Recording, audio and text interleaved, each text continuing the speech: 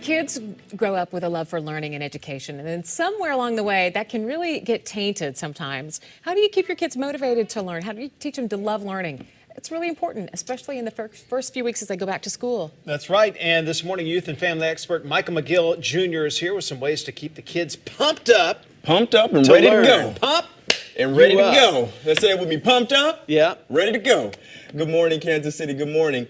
You know what? As I said before, as you said so eloquently, it's funny because kids grow up with the love for learning. They have an innate desire to learn and to want to better themselves. But somewhere along the way, you know, me being an educator and being a youth and family advocate, when they come to middle school and in high school, it's like, well, wait a minute, what am I in school for? So we'll talk about ways to get them motivated. How do you do that? Well, experiences motivate. That's the very first thing that I want them to be mindful of. I have, you know, my godson and his friend, Leroy Quinn and Jake Thompson. They said the #1 point guard and shooting guard or something like that. I don't know. But experiences, they motivate young people to excel and to do great things. So what I've done is that so that he can get experiences in great career fields, I brought him here with me to show him that, hey, these are some great career opportunities for you. So this is why you're going to school. You're not just going to learn, you know, reading, writing, and arithmetic. You're learning the fundamentals so that you can create the life that you desire and deserve. See the end results. That's what it is. It's showing them, you know, if you're in the 9th grade now, these experiences are what you want to be able to do so that you can get to your career goals. So getting them exposed at an early age, especially in the early part of the school year, getting them exposed as soon as possible, that's the goal. Ask them what do they want to do, what do they desire, and then get them exposed.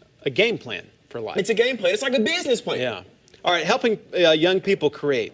Helping them create. Again, that goes back to exposure. So then as parents, you have to be actively asking yourselves, what have I learned today? And then when you ask yourselves those questions, you then ask your children, what have you learned today? What have you gained from viewing the world today? And so once you get that information from your kids, you then help them create dreams and desires and goals. Dreaming big is so important. We put our kids in boxes. Right. And it's important to take them out of the boxes and help them dream and encourage them to dream. Encourage them to find goals and things that they've never even thought they could do. So that's something you could sit around and ask each other at dinner every night. What have you learned today? Every day. But first, remember, the parent is the model behavior. So the parent, psychologically, parents, we model behavior. If you want your kid to drink milk, you drink milk, things like that. So parents model the behavior. So as a parent, you first start out by saying, I've learned blah, blah, blah today. This has helped me dream to do X, Y, and Z. And then you ask your kids to help them, you know, show them the right way to do it. So you're modeling the behavior. Good deal. So once you come up with these dreams, how do you keep them top of mind and how do you stay focused on them? Well, this is the key. It's, again, what we call conscious discipline. When I was here a couple of weeks ago, we talked about conscious discipline and how you want to separate the person from the behavior. So, for example, if my child is at school and he is not acting appropriately, well, even before that, we do what we call vision boards. And I brought my own vision board, so Kansas City, don't judge me.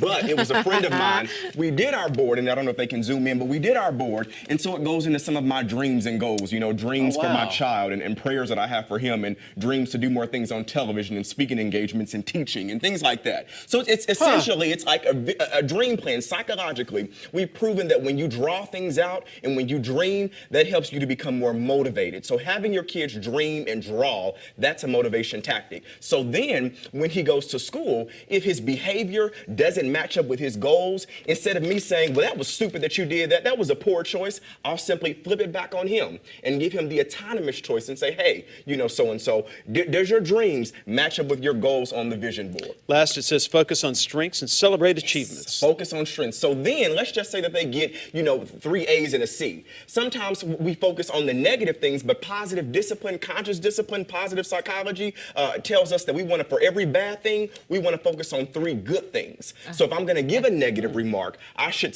instead of giving that negative remark, I should first focus on the 3 good things and then say, now what can you learn from those things to be better in math? That could spill over into the workplace, couldn't it? Absolutely. Well, you got to know what you're doing right. Yeah, you got to know what you're doing right. And then that will encourage you, because if all you hear is a negativity, what will you begin to do? Negativity. Input, output method, Kansas City. We, as parents, we've got to model the right behavior for our young princes and princesses. I think you ought to pass the plate now. I'm sold, man. You know, for more, please hit me up at McGillSpeaks.com, you know, social media, Michael McGill Jr., and we'll have more dialogue about this and other things that will help encourage families to be great. Points. Thank you, Michael. Thank you. Thank you so much.